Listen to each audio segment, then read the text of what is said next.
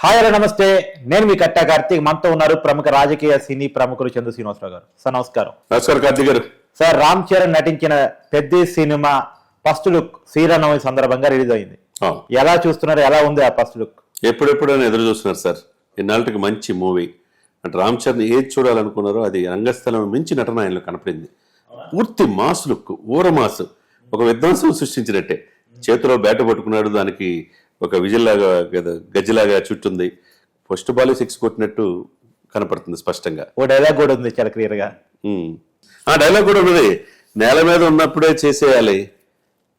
మళ్ళా ఇంకో డైలాగ్ ఉందండి, మళ్ళా పుడతామా ఏంటి, నేల మీద ఉన్నప్పుడే చేసేయాలి, ఏదైనా ఈ జన్మ ఉన్నప్పుడే ఏం చేయాలని చేసేయాలి, మళ్ళీ పుడతామా ఏంటంటే అంటే మళ్ళీ గ్యారంటీ లేదు జీవితానికి.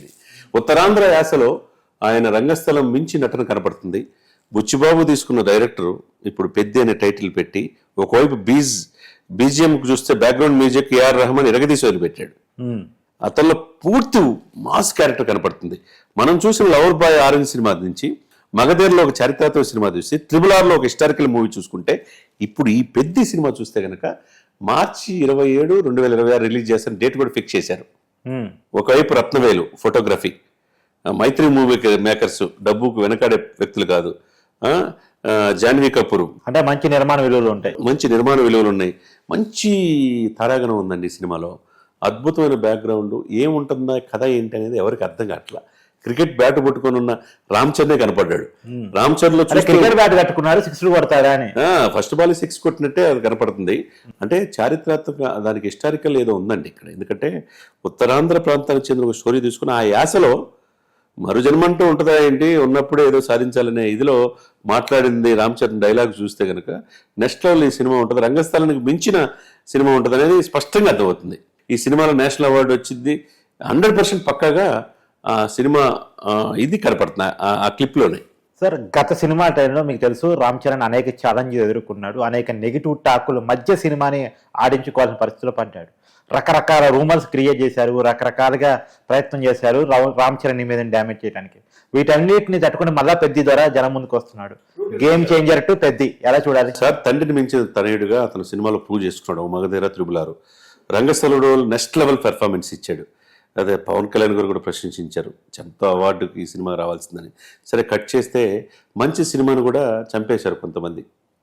మంచి ఎలక్షన్ కమిషన్ అలా ఐఏఎస్ ఆఫీసర్లో ఒదిగిపోయే గేమ్ చేంజర్ సినిమాని కావాలని ఇచ్చేశారు, బ్యాడ్ ప్రాపగండా చేసి. అయినా కానీ ఆయన ఎదుగుదలని ఎవరైనా తొక్కలేరు.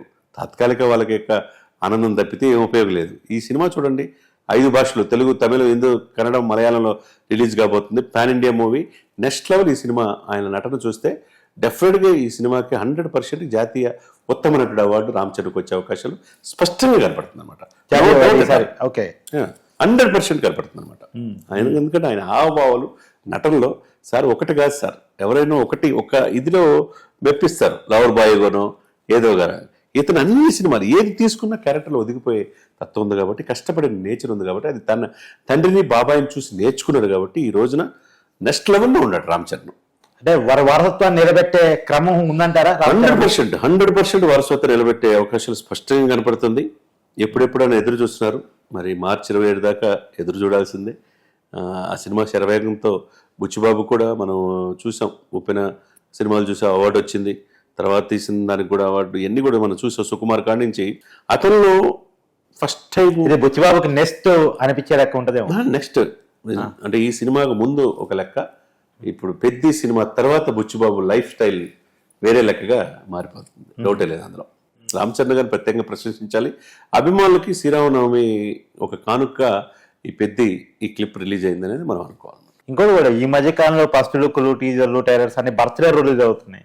కానీ శ్రీరామనవమి పండగ రోజు రాముడు అంటే ఈ దేశానికి ప్రత్యేకమైనటువంటి అభిమానం ఉంటుంది. ఆ పండగ రోజు రిలీజ్ చేయడం ఎలా చూడాల్సిన పరిస్థితి కనపడతాం. చాలా అద్భుతంగా. అంటే మెగా అభిమానులు కోట్లాది మంది ఉంటారు సార్ ప్రపంచవ్యాప్తంగా.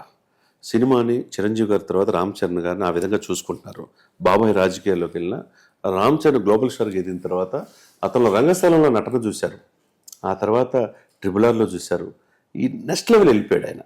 ఈ సినిమా తర్వాత వచ్చే సినిమా ఎలా ఉంటుంది అనేది ఉత్సుకత ఎదురు చూస్తున్నారు. కాబట్టి పెద్ద సినిమా అనేది ఒక చరిత్ర సృష్టిస్తుంది అనేది డెఫినెట్గా ఆ క్లిప్ చూస్తే కనుక మనకి పూర్తిగా అర్థమవుతుంది అనమాట. ఇప్పుడు ఇంకో విషయం చెప్పండి, చిరంజీవి గారా సరే ఒక సర్టన్ ఏజ్ వరకు ఆయన ఓకే, తర్వాత కాలంలో ఖచ్చితంగా రామ్ చరణ్, ఎందుకంటే పవన్ కళ్యాణ్ పాలిటిక్స్ లో బిజీ అవుతున్నాడు, అడపా సినిమాలు ఇచ్చినప్పుడు కూడా రెగ్యులర్ గా సినిమాలు ఇవ్వడాడు. అవునండి. మెగా కుటుంబం నుంచి కనపడుతుంది పెద్ద హీరోగా రామ్ చరణ్ కనపడుతున్నాడు. ఏంటి రామ్ చరణ్ గా మెగా కాంపౌండ్ ని మరింత ముందుకు తీసుకెళ్లి కొన్ని జనరేషన్స్, ఎందుకంటే చిరంజీవి గారు ఒకటి కాదు ఒక 4-5 దశాబ్దాలుగా చెరగిన ముద్ర వేసుకున్నాడు సినిమా ఇండస్ట్రీలో. ఆ రోజు నుంచి ఈ రోజు వరకు నెంబర్ 1 స్టార్ గా ఉన్నాడు. దాన్ని రామ్ చరణ్ కొనసాగించి అలా మెగా కుటుంబాన్ని, మెగా అభిమానాన్ని ముందుకు తీసుకెళ్ళగలడా? తప్పకుండా తీసుకెళ్తాడు. ఎందుకంటే మరింత బాధ్యత రామ్ చరణ్ గారి మీద ఉంది. ఎందుకంటే తన తండ్రి చాటున ఎదిగాడు, తన బాబాయ్ చాటున మార్షల్ ఆర్ట్స్ అన్ని నేర్చుకున్నాడు, నటనలో వనమాలు నేర్చుకున్నాడు, చాలా క్రమశిక్షణతో ఎదిగాడు. ఎదిగే కొద్ది ఒదిగే లక్షణం రామ్ చరణ్లో ఉన్నది. కాబట్టి ఎన్ని లక్షణాల వల్ల ఆయన ఒక అద్భుతమైన నటన మెగా ఫ్యామిలీ నుంచి ఈ బాధ్యత అంతా తన భుజస్కంధాల మీద ఉంటుంది. ఎందుకంటే బాబాయ్ వాళ్ళ నాన్నగారు ఎంత 4 దశాబ్దాల్లో ఒకటి లేని మహారాజుగా ఎదిగాడు, మెగాస్టార్గా పద్మవిభూషణుడు అయి కూర్చున్నాడు. ఇంకొక ఆయన రాజకీయాలు సినిమాలో సక్సెస్ అయ్యి దేశ రాజకీయాలు శాసించే స్థాయిలో వాళ్ళ బాబాయ్ ఉన్నాడు. ఇంకొక బాబాయ్ ఏమో ఎమ్మెల్సీ రేపు మంత్రి అవుతున్నాడు. ఇవన్నీ ఒక సవాలే. ఈ బాధ్యత అంతా కూడా రామ్ చరణ్, అంటే ఫ్యామిలీ ఎంత ఎదిగితే దాన్ని నిలబెట్టు అనేది రామ్ చరణ్ గారికి సవాలుగా మారే అవకాశం ఉంటుంది. డెఫినెట్ గా సవాలుగా మారుతుంది. ఆ సవాలు కూడా స్వీకరించి పువ్వు చూసుకునే సత్తా కూడా రామ్ చరణ్ ఉందండి. సార్ ఇప్పుడు నిందాక అన్నట్టు మీరు నేషనల్ అవార్డు, నిజానికి రామ్ చరణ్ అభిమానులు ఫీల్ అయ్యేది ఏంటంటే రంగస్థలంలోనే జాతీయ అవార్డు రామ్ చరణ్ రావాలి, కానీ ఎక్కడో ఎందుకో మిస్ అయిపోయింది. ఈసారైనా జాతీయ అవార్డు రామ్ చరణ్ కొట్టుతాడా అనేటువంటిది. డెఫినెట్గా, ఎందుకంటే రంగస్థలంలో 100% రావాల్సింది. తన అద్భుతమైన నటన, అంటే చిత్ర నిర్మాణ బృందం అంటే ఎక్కడో చిన్న ఫీలింగ్ ఏంటంటే తెలుగు సినిమాలు జాతీయ అవార్డు అంత తొందరగా ఇవ్వరు, ఎంత పెద్ద లాబింగ్ కావాలి దానికి. అది లాబింగ్ ఉన్నమాట వాస్తవే, కానీ అది పటాపంచర్ అయిపోయి ఇప్పుడు తెలుగు సినిమా వైపే అందరూ చూస్తున్నారు. అది ఎవరు ఆపలేరు. ఒక్కొక్క సినిమాకి తొక్కగలరు కానీ 2వ సినిమాకి తొక్కలేరు అన్నట్టుగా ఆ రోజు వాళ్ళు నిర్మాత బృందం కావచ్చు, దర్శకులు కావచ్చు, ఆ ప్రయత్నం చేయలే సరిగ్గా. రంగస్థలంలో ఆ నటనకి ఆ రోజు రావాల్సింది. ఇప్పుడు మాత్రం డెఫినెట్గా ఈ సినిమా పెద్ద సినిమా ద్వారా మరొక నెక్స్ట్ లెవెల్ నటుడిని మనం రామ్ చరణ్లో చూడొచ్చు. ఆ విధంగా నేషనల్ అవార్డు ఈ సినిమాకి తప్పకుండా వచ్చే అవకాశాలు స్పష్టంగా కనపడుతుంది. ఎందుకంటే ఫస్ట్ ఎక్స్పెక్ట్ చేసిన సినిమా మగధీర, దానికి రాలేదు. రెండోసారి ఎక్స్పెక్ట్ చేసిన సినిమా రంగస్థలం, దానికి రాలేదు. దీనికైనా వస్తుందా అనేటువంటి దాంట్లో మెగా అభిమానులు ఉన్నారు. 100% ఈ సినిమాకి జాతీయ ఉత్తమ నటుడిగా రామ్ చరణ్ వచ్చే అవకాశాలు స్పష్టంగా కనపడుతున్నాయి అన్నమాట. ఒకవేళ జాతీయ అవార్డు కనుక సినిమా కనుక సాధించగలిగితే, రామ్ చరణ్ సాధించగలిగితే, అది బుచ్చిబాబు లైఫ్ ఏ రకంగా మార్చే అవకాశం ఉంటుంది? బుచ్చిబాబు రాజమౌళి గారి స్థాయిలో వెళ్ళిపోతాడు. మరొక రాజమౌళిలో బుచ్చిబాబు అవుతాడు. ఎందుకు కష్టపడి సుకుమార్ గారి దగ్గర వనమాలు నేర్చుకున్నాడు, ఆ సరసన వెళ్ళిపోయాడు. చాలా సింపుల్గా ఉంటాడు అతను కూడా. డెఫినెట్గా వెళ్ళే అవకాశం ఉంది. నిర్మాణ విలువలు ఏమాత్రం కూడా ఇది లేకుండా ఏఆర్ రెహమాన్ గారికి నెక్స్ట్ లెవెల్ మ్యూజిక్ ఇస్తున్నాడు. రత్నవేలు గారు కావచ్చు, సినిమా ఈ బృందం కూడా చాలా పకడ్బందీగా ఈ సినిమాని ముందుకు తీసుకెళ్లే అవకాశాలు స్పష్టంగా కనబడతాయి. అంటే ఇంకోటి చిన్న క్వశ్చన్, ఇప్పుడు చిరంజీవి గారు రాజకీయాలకు వచ్చారు, సరే రిటైర్మెంట్ తీసుకొని మళ్ళీ రాజకీయాల నుంచి పక్క పోయాలి, పక్కన పెట్టండి. ఈ పవన్ కళ్యాణ్ గారు రాజకీయాల్లో ఉన్నారు, రేపు పొద్దున రామ్ చరణ్ గారు రాజకీయాలకు వచ్చే అవకాశం ఏమైనా ఉంటుందా? వచ్చే ఎలక్షన్స్కి ఏమన్నా? ఏమో, సమయం సందర్భం ఎప్పుడు ఏదైనా జరగవచ్చు అన్నట్టు మనం కాలం ఎదురు చూడాలి. మనం కూడా వెయిట్ చేయటమే దానికి. Thanks sir.